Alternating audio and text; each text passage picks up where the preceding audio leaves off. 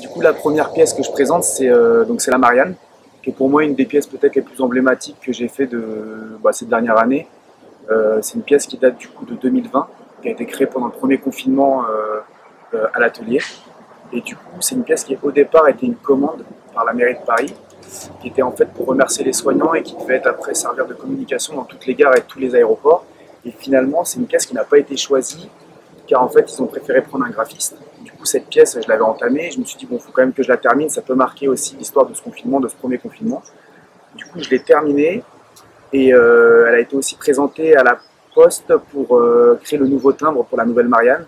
Mais finalement, il y a déjà une artiste qui avait créé une Marianne, c'est une Marianne par mandat de président.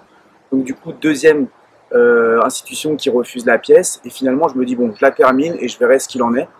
Du coup, je l'ai terminée et je l'ai présentée lors de la Urban Art Fair Solo à Paris, au Carreau du Temple, rue de Turenne.